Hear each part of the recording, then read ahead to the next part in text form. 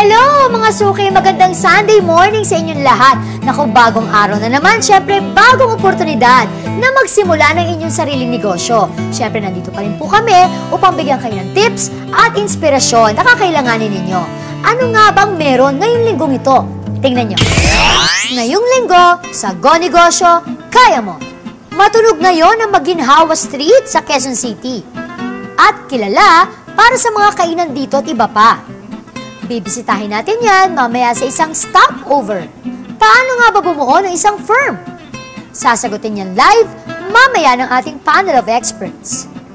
At mamaya, makakausap natin ang lalaki sa likod ng sikat na food chain na Henlin. Kaya abangan nyo lahat yan.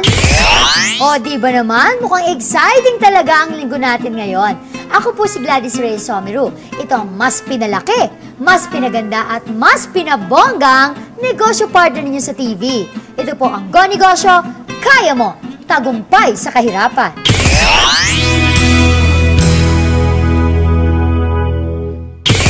Isang kalye kung saan matatagpuan mo ang halos lahat ng iyong hinahanap. Mapakainan, bookstore o spa at kung ano-ano pa. All-in-one kumbaga. Kaya nga siguro ito tinawag na Maginhawa. Tara at mag-stop over muna sa mga kainan sa Maginhawa.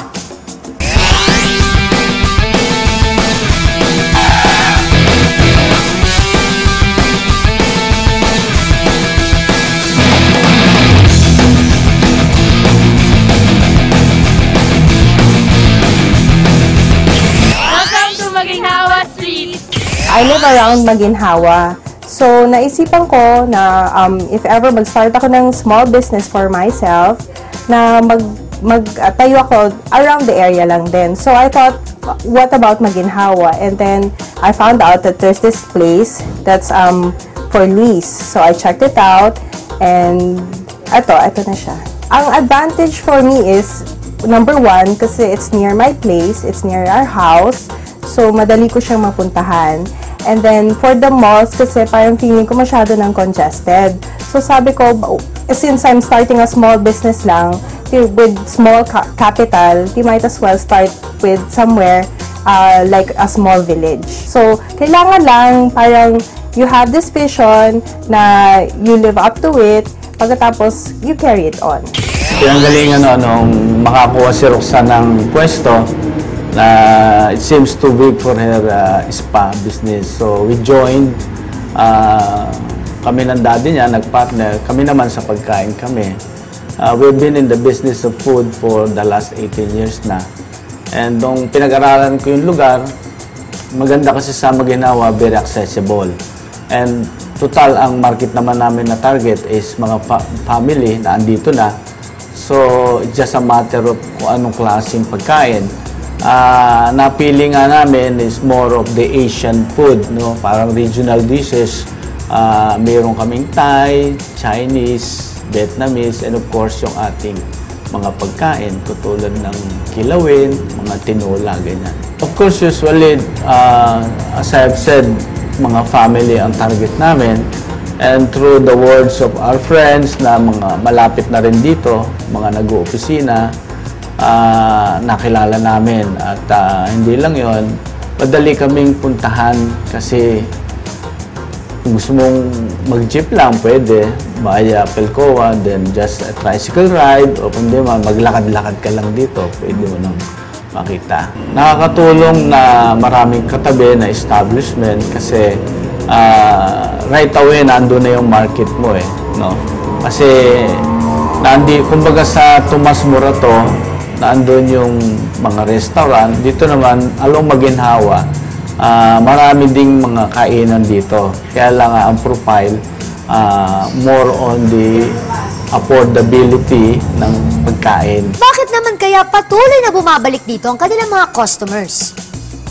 Binabalikan ko yung Momski kasi masarap yung food nila at saka abot kaya sa budget. Yung special dito yung mga kainan. Kahit saan ho kayo maglakad, makikita nyo puro kainan. Ito kasi yung place na to, residential kasi siya. Kaya it's not that busy. Parang tahimik lang. You can enjoy your private time. Tapos malapit sa bahay namin. Hay, talagang maginhawa nga sa maginhawa. Biruin mo, lahat ng pwede mong puntahan, nandun na. Sa aming pagbabalik, paano nga ba magsimula ng isang firm? At bakit nga ba kailangan nito? At kilalanin po natin kung sino ang lalaki sa likod ng Hendy. Kaya tutok lang.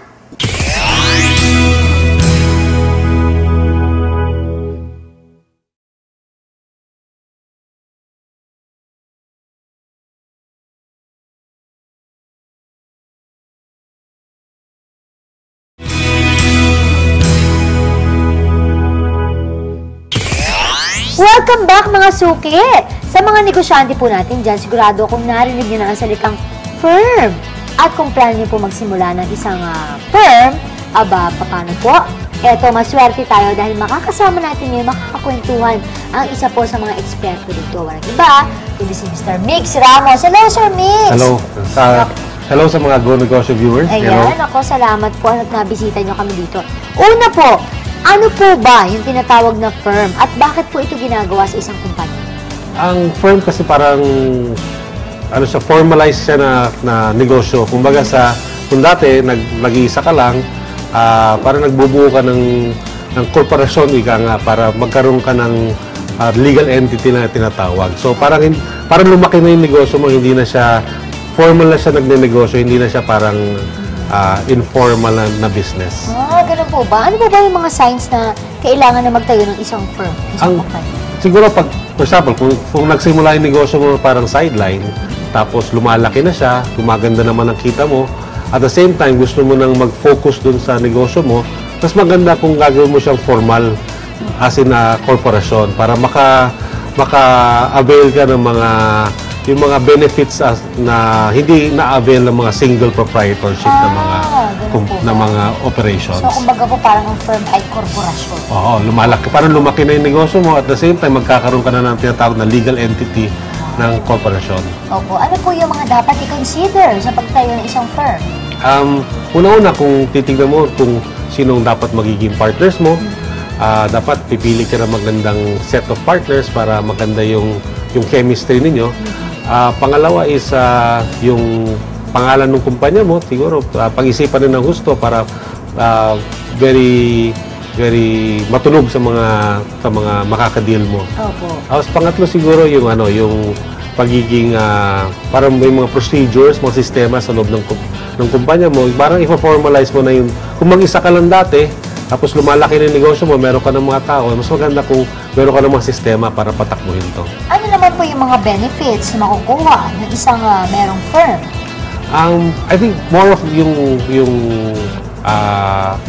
nakikita na siya as hindi na siya parang informal na negosyo na parang sideline, kundi parang nagkakaroon na siya ng pangalan, nagkakaroon siya ng kredibilidad, tapos na-recognize na siya na isa siyang kumpanya na magtatagalan nandun. Wow! Nako, ibig pala sabihin kapag palatandaan pala na ikaw ay umaasenso na kapag isang kumpanya nagkaroon na ng firm. Nako! At yan po ay confirm na nagmula kay Mr. Mix Ramos. Maraming salamat, Sir Mix. Ayan na, sana nalibunagan kayo sa usapang firm, di ba? At huwag po kayong alis dahil marami pang negosyo tips ang nag-aabang sa inyo dito sa Go Negosyo. Kaya mo! KSA Magic Skin Whitening is open for dealership. For dealers, you may call 0922-867-2377 or 566-8029.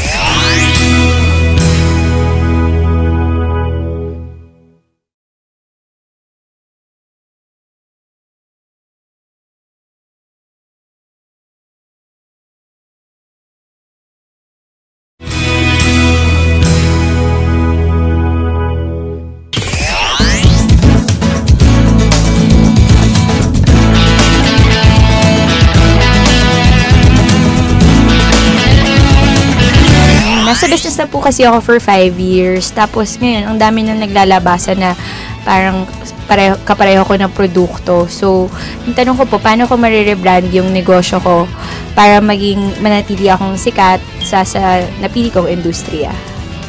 Good morning po mga suki. Ako si John Lucoa, ang inyong angelpreneur. Well, yung question na yon ay madaling sagutin din, pero kailangan magiging creative. No? First of all, masasabi ko lang, wag nating kalimutan that the best form of advertising from my experience ay yung WOM, yung word of mouth advertising. So kung ano yung nagawa mong tama, ano yung nagawa mong sarap, mabuti, pinag-uusapan yan. People will tell people. Magbabalitaan, nagte-textan ng mga tao na dito ka pumunta, okay, huwag kang pumunta doon, hindi okay. No? So importante sa community nyo, makilala ka sa word of mouth advertising. Kunyari, sa Siopaw, dito kayo pumunta. Hopia, doon kayo pumunta. Parang gano'n, no? Ngayon, may mga interesting developments sa internet. Feeling ko, anybody can participate, no? Maski na sino sa inyo. Kung meron kayong website, ngayon, mura lang gumawa ng website, no? Maski na maliit lang yung negosyo mo, trading ka lang sa bahay ninyo. Kung meron kang maliit na website, somebody can develop for you, magbayad ka lang ng small fee, o kaya ikaw na mismo ang gumawa ng website mo. Doon mo pwedeng ilagay yung mga information tungkol sa product services mo. And then, kung tulad namin, mga buyers, nagsa-search lang sa net, pag ma-point kami sa website mo, jackpot na yan. At least you will get yung user, yung surfer, makuha mo siya ng 2 minutes, okay na, kasi pwede ka naman balikan anytime. You know? So sa cyber world, ito na yung newest thing. For a small amount of expense or cost, kaya mo na ma-reach practically buong mundo. Lalong-lalo na sa Pilipinas. Kunyari, meron kang small product o kaya services tulad ng, let's say, travel agency, nag-specialize ka ng local tour dito sa area na ito, sa beach na yan. Pag sinabi mo lang na kunyari, your website is kunyari about isang beach dito sa lugar na ito, ano mga services mo, at ma-point dun sa website mo, jackpot na yan. For no amount of advertising cost except yung pag-maintain mo ng website, mabibigyan mong information yung interested buyer. Now, meron pang ibang mga forms ng advertising or promotion, in my opinion, yung tinatawag na publicity or PR kung tawagin, no? Yung publicity, yung somebody saying good things about you or silang sumusulat sa dyaryo na dito ka pumunta, bumili ng pansit or doon ka pumili ng, let us say, cake, no? At saka ngayon, sa internet, maraming bloggers o people who write about people, about products, about events, about places. Doon parang napapublicize din at nasa-search din ng mga surfers sa internet. So lahat na ito, good news yan sa small businessmen tulad ng iba sa inyo. Without having to spend millions sa advertising, kaya nyong i-post yung gusto nyong i-post about kung anong ginagawa niyo, yung product niyo, yung services. At mababasa, madidinig ng mga would-be buyers na nagsasurf sa net. No? So once again, thank you sa question na yun and we'll see you again next week.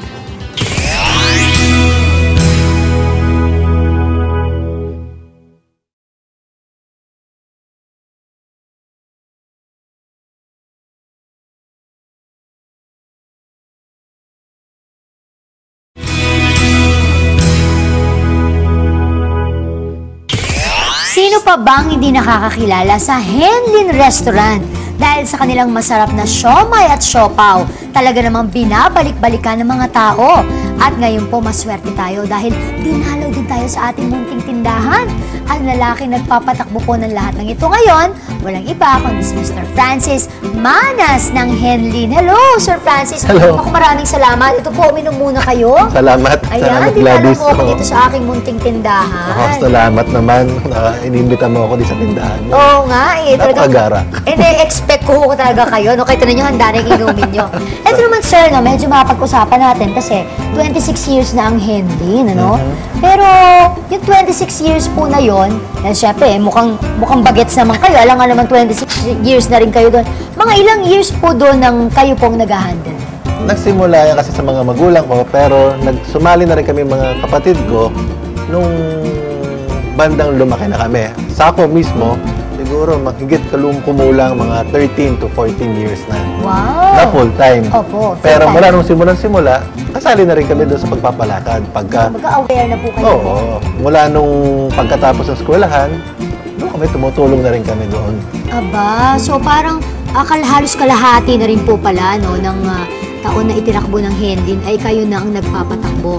Pero, balita ko, bago naging ganyan ka-successful ang Henlin o bago kayo napasok sa Henlin na talagang full-time ina-handle nyo ito, no? Marami rin kayong pinagdaanan, katulad ng mga pinagdaanan ng Henlin. Ano po ba yung mga naging trabaho nyo noon bago kayo talagang nag-handle ng inyong business? Alam mo, tama ka dyan, Gladys. Nung nagsimula kami, kahit yung mga magulang ko, hindi ako pwedeng basta diretso sa negosyo. Oo, balita ko, hindi kayo pinayagan na talagang i-handle nyo kagad. Hindi, dapat muna, kailangan muna kami magtrabaho sa iba para makakuha kami ng experience at matuto sa pamamalakad ng mga ibang mga negosyo. Para pag pumasok na kami, magagamit namin yung mga napagkaalaman na nakuha namin sa aming negosyo. So katulad nga po na naging real estate, nasa real estate kayo noon. Real estate, nag-ano rin ako ng computer kasi computer ang background ko.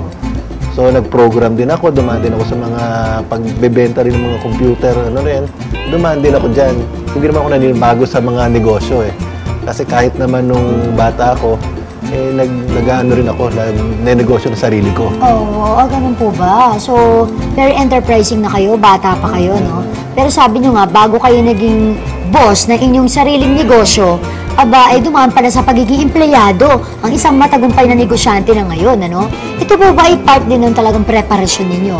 Oo, tama ka dyan. Talagang preparasyon sa amin yan ng magulang namin na lahat kami, magkakapatid, hindi pwede pumasok sa negosyo hanggang matuto kami sa labas, no? So, lahat kami nagdaan sa kanya-kanyang mga kumpanya na pinagsalihan namin. So, bago kami pumasok. Opo, pero kung sa 26 years, 13 years po doon, ano, more or less ay hinawakan nyo na.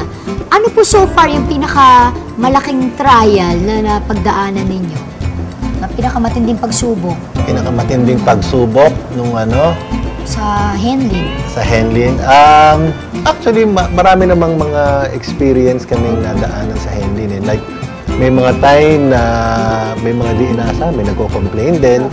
So, syempre, kailangan namin sagutin yung mga katanungan ng mga customer namin. At saka kailangan namin, ang isang pinakamalaking naging problema namin nung araw na nagsisimula kami is dahil biglaan nga yung laki ng panahon na yun, hindi namin maibigay yung mga produkto. Nung panahon rin, marami nagalit. So, medyo naging challenge sa amin yun. Kasi nga po, yung demands, biglang lumakas na hindi namin inaasahan. Ako, sir, ano kaya ang pwede niyong bigay na tips sa ating mga aspiring negosyantes na gustong pumasok din ang katulad ng negosyo ng Henlin? Nako. Sa pagnenegosyo, mga kabayan, kung gusto niyo magnegosyo, kailangan buo ang loob ninyo sa pagnenegosyo. Hindi pwede yung naisipan lang ninyo tapos magagawin ninyo dahil ito magiging buhay ninyo Kailangan ito pangalagaan hanggang mapalaki. Hindi pwedeng laro-laro lang. Kailangan seryosohan. Kaya kung magnenegosyo, dapat pumili tayo ng negosyong gusto natin, at ma-enjoy natin habang ginagawa. Hindi lang basta kumita. Kailangan mag-enjoy rin kayo sa pagnenegosyo. Ayun ang isa sa mapapayo ko. Nako, ayan. Pakatandaan niyo po yan. Isa pong tip mula sa isang matagumpay na negosyante na katulad ni Mr. Francis Malas. Maraming salamat, Sir Francis. Thank you, Glenn. Inumin niyo na po yan. Inumin niyo, At magbabalik pa rin ang Go Negosyo. Kayo! Ito, Thank you, Glenn. Ay, naku, alam mo, tama si Sir Francis, Dapat nga talaga, pagpapasok sa isang negosyo, yung gusto mo talaga yung ginagawa mo. Kasi kung hindi ka naman tatagal siguro ng 26 years sa katulad nung Henlin. Pero alam mo, speaking of Henlin, parang nakakagutom, Parang sarap kainin ng siomay nila, tsaka yung siopaw. Oo nga nagutom nga rin ako. Parang maganda rin punta nyo sa Maginhawa. Maraming kainan dun Oo nga, yung Ulo-Ulo restaurant. Naku, puntahan nga natin minsan yun. Sige. Nang ma-experience naman natin, di ba? Oo nga, Ate Glad. Sige, wala na po muna ako, sige. Mga suki, sana po ay marami na naman kayo natutunan sa programa natin ngayon. Ika nga ay na-inspire namin kayo sa inyong inaasam-asam na negosyo na gusto ninyong simulan. Dahil oras na para umasenso at oras na upang magtagumpay mula sa kahirapan. Meron po kami mga negosyo books, ang 21 Steps on How to Start Your Own Business, sinulat po ni Dean Pax Lapid and Mr. Ping Soto, at ang 55 Inspiring Stories of Women Entrepreneurs, available po yan sa mga major bookstores nationwide. And of course, I would like to say hi and thank you to Mr. Mike Shinitsius of Red Coconut, Boracay Beach Hotel. Thank you so much, sir. And of course, Folded and Hung para po sa aking kasuotan, Nula, Dr. Vivian Sarabia, Dr. Nina Rodil de Luna of Dental Focus, Krisha Shoes, available at Trinoma and Landmark. Kids Ahoy Apparel, available po yan sa second floor ng Star Mall EDSA at open din po sila for dealership. And of course, Tumble Tots Preschool, Reyes Hair Cutter Salon, salamat kay Ralph, and KSA Magic Skin Whitening, available po sa SM Fairview, Star Mall Alabang, and SM Bikutan. For dealers, you may call 566-8029 and 0922-867-2377. Maraming salamat po muli sa inyong panonood, mga suki. Kita-kita ulit tayo next week dito po sa Mas Pinalaki, Mas Pinaganda at New Improved Go Negosyo, Kaya Mo! Tagumpay mula sa kahirapan. So much further now. We were right somehow. Pray for changes. Go